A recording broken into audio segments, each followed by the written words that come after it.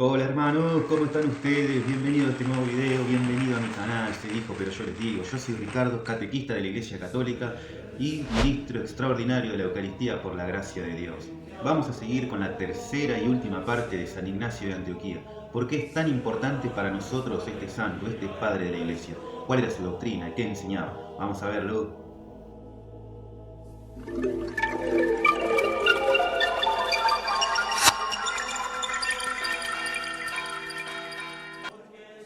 La Iglesia es una institución divina cuyo fin es la salvación de las almas. Quienes se separan de ella, se separan de Dios. Debe permanecer en unidad. La unidad es la expresión del amor. Es santa, es católica. Fue San Ignacio quien por primera vez se refirió a la Iglesia como Iglesia católica, incluyendo en ella a todos los que son fieles a la verdad. Por doquier aparezca el obispo, ahí esté el pueblo. Lo mismo que donde quiera que Jesucristo está, también está la Iglesia católica. Es infalible. Tiene jerarquía a la que debemos estar unidos en obediencia. San Ignacio, como San Juan, puso mucha atención en la relación entre el Padre y el Hijo. El Hijo siempre sujeto por amor a la voluntad del Padre, uno con Él por naturaleza. San Ignacio deduce que debemos imitar a Cristo en su obediencia filial, obedeciendo a los obispos de la Iglesia. Sus cartas enseñan que debe haber en la Iglesia disciplina, unidad y sujeción a la jerarquía. Por esto debéis estar acordes con el sentir de vuestro obispo, como ya lo hacéis.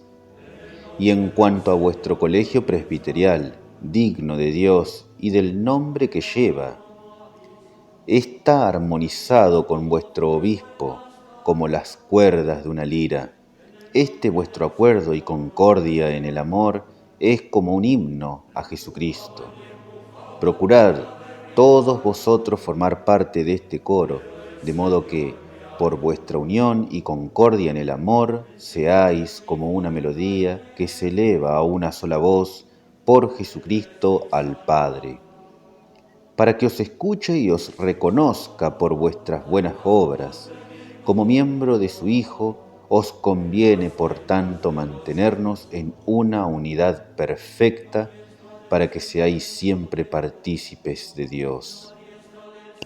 Sus palabras recuerdan a las de San Pablo en Efesios capítulo 4, con empeño por guardar la unidad del Espíritu en el vínculo de la paz, un solo cuerpo y un solo Espíritu, a la manera que fuisteis llamados en una sola esperanza de vuestra vocación, un solo Señor, una sola fe, un solo bautismo, un solo Dios y Padre de todos, que está sobre todos y obra por todos y mora en todos.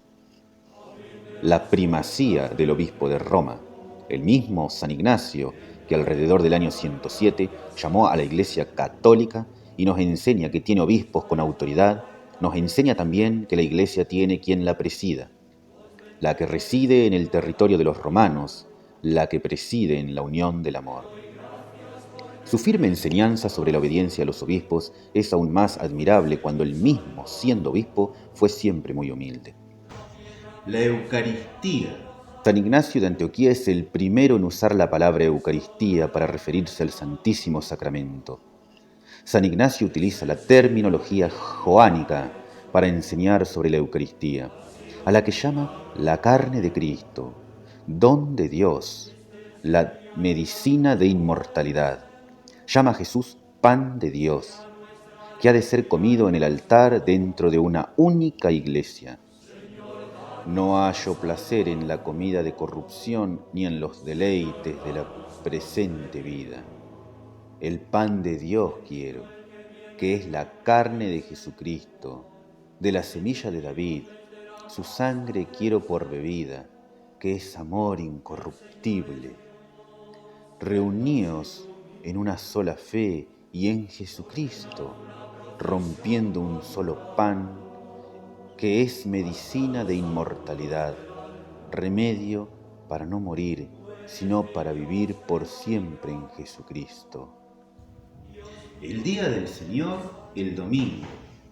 Los que vivían según el orden de las cosas antiguo han pasado a la nueva esperanza, no observando ya el sábado, sino el día del Señor, en el que nuestra vida es bendecida por Él y por su muerte. Cristo humano y divino. Como San Juan, San Ignacio nos muestra que Cristo es humano y divino, Hijo de María e Hijo de Dios, primero pasible, después impasible. Jesucristo nuestro Señor. Su doctrina es una defensa contra las dos tendencias de la época. Por un lado, algunos de los judaizantes negaban la encarnación y creían en un Jesús solo humano.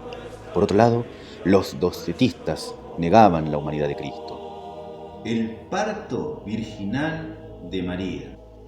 Es el primer escritor fuera del Nuevo Testamento en escribir sobre esta verdad. Cito: y al príncipe de este mundo se le ocultó la virginidad de María, y su parto y también la muerte del Señor. Carta a los Efesios. San Ignacio escribió varias cartas. Entre ellas escribió a los Efesios, a los cristianos de Magnesia y de Tralles, también a los cristianos de Roma, a los fieles de Filadelfia y Esmirna y a su amigo Policarpo. Vamos a leer un resumen de cada una de esas cartas para entender mejor cuál era la doctrina de San Ignacio. Vamos. Carta a los Efesios. Les exhorta a permanecer en armonía con su obispo y con todo su clero, a que se reúnan con frecuencia para rezar públicamente, a ser mansos y humildes, a sufrir las injurias sin murmurar. Los alaba por su celo contra la herejía y les recuerda que sus obras más ordinarias serían espiritualizadas. En la medida que las hicieran por Jesucristo, los llama compañeros de viaje en su camino a Dios y le dice que llevan a Dios en su pecho. Carta a Magnesia y Tralles. Habla con términos análogos y los pone sobre aviso contra el docetismo, doctrina que negaba la realidad del cuerpo de Cristo y de su vida humana. En la carta a Tralles le pide que se guarden de la herejía. Lo que harán si permanecen unidos a Dios y también a Jesucristo y al obispo y a los mandatos de los apóstoles. El que está dentro del altar está limpio, pero el que está fuera de él, o sea, quien se separa del obispo, de los presbíteros y diáconos, no está limpio. En la carta a los Magnesios enseña que los verdaderos cristianos obedecen al obispo. Carta a los cristianos de Roma. Esta cuarta carta es una súplica para que no le impidan ganar su corona del martirio. No quería que los influyentes trataran de obtener una mitigación de la condena, ya que el cristianismo había conseguido adeptos en sitios elevados.